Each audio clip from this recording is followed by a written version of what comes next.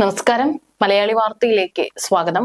മുൻ പ്രധാനമന്ത്രി ഷെയ്ഖ് ഹസീനയ്ക്ക് അഭയം നൽകിയതിന് പിന്നാലെ ഇന്ത്യയുമായുള്ള ബന്ധത്തിൽ വിള്ളൽ വീണ സാഹചര്യത്തിൽ ബംഗ്ലാദേശുമായി അടുത്ത് പാകിസ്ഥാൻ ഒരു അവസരം കാത്തിരിക്കുകയാണ്. പാകിസ്ഥാൻ അതാണിപ്പോൾ വീട് കെട്ടിയത്. അത് പരമാവധി മുതലെടുക്കാൻ തന്നെയാണ് പാകിസ്ഥാന്റെ തീരുമാനം. ബംഗ്ലാദേശി സൈനിക പ്രതിനിധിയുടെ സന്ദർശനത്തിന് പിന്നാലെ രഹസ്യാന്വേഷണ ഏജൻസിയായ ISIയുടെ 4 മുതിർന്ന ഉദ്യോഗസ്ഥരെ ബംഗ്ലാദേശിലേക്ക് അയച്ച് പാകിസ്ഥാൻ.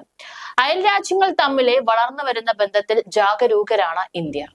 പാക് ചാര ഏജൻസിയായ ISIയുടെ ഉന്നത ഉദ്യോഗസ്ഥർ ബംഗ്ലാദേശ് തലസ്ഥാനമായ ധാക്ക സന്ദർശിക്കും. ഇക്കാലയളവിൽ ബംഗ്ലാദേശ് പാക് സൈനിക ഉദ്യോഗസ്ഥർ തമ്മിലെ ചർച്ചകളിലും വർധനമുണ്ടായി. സാഹചര്യം വിലയിരുത്തുകയാണെന്ന് വിദേശകാര്യ മന്ത്രാലയം അറിയിച്ചു. ലഫ്റ്റനന്റ് ജനറൽ SM കമ്രൂൽ ഹസന്റെ നേതൃത്വത്തിൽ 6 മുതിർന്ന ഉദ്യോഗസ്ഥർ കഴിഞ്ഞ ജാനുവരി 13-നാണ് റാവൽപിണ്ടിയിലെത്തി പാക് ഉന്നത ഉദ്യോഗസ്ഥരുമായി ചർച്ച നടത്തിയത്. പിന്നാലെ ജാനുവരി 21-നാണ് പാക് മേജർ ജനറൽ ഷാഹിദ് ആമിർ അസ്വറിന്റെ സംഘം ബംഗ്ലാദേശിൽ സന്ദർശനം നടത്തിയത്. 20 വർഷത്തിനിടെ ആദ്യമായാണ് ISI സംഘം ബംഗ്ലാദേശിലെത്തുന്നത്. രാജ്യസുരക്ഷയെ ബാധിക്കുന്ന എല്ലാ കാര്യങ്ങളിലും ശ്രദ്ധ ചെലുത്തുന്നുണ്ടെന്നും വിദേശകാര്യ മന്ത്രാലയ വക്താവ് രൺധീർ ജയ്സ്വാൾ വ്യക്തമാക്കി. ബംഗ്ലാദേശുമായി സൗഹൃദം നിലനിർത്താനാണ് ഇന്ത്യ ശ്രമിക്കുന്നത്. സാഹചര്യങ്ങൾ നിരീക്ഷിച്ച് സർക്കാർ ആവശ്യമായ നടപടികൾ സ്വീകരിക്കുമെന്നും അദ്ദേഹം വ്യക്തമാക്കി. ഷെയ്ഖ് ഹസീന പ്രധാനമന്ത്രിയായിരുന്ന കാലത്ത് ബംഗ്ലാദേശിൽ പാക് ISIയുടെ പ്രവർത്തനങ്ങൾ പൂർണ്ണമായി അവസാനിപ്പിച്ചിരുന്നു. ഏജൻസിയുടെ രഹസ്യ പ്രവർത്തനങ്ങളും രാഷ്ട്രീയ ഇടപെടലുകളും രാജ്യത്ത് അസ്ഥിരതയ്ക്ക് കാരണമാകുമെന്ന വിലയിരുത്തലായിരുന്നു അത്.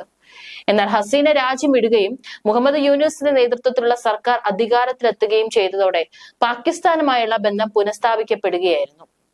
അതേസമയം അയൽപ്പക്കത്തെ സംഭവവികാസങ്ങൾ സൂക്ഷ്മമായി നിരീക്ഷിച്ചു വരികയാണെന്നും ഇന്ത്യൻ വിദേശകാര്യ മന്ത്രാലയം അറിയിച്ചിട്ടുണ്ട്. ബംഗ്ലാദേശിൽ നടക്കുന്ന സംഭവവികാസങ്ങൾ സൂക്ഷ്മമായി നിരീക്ഷിക്കുന്നുണ്ടെന്നാണ് വിദേശകാര്യ മന്ത്രാലയ വക്താവ് രൺധീർ ജയ്സ്വാൾ വെള്ളിയാഴ്ച പറഞ്ഞിരിക്കുന്നത്.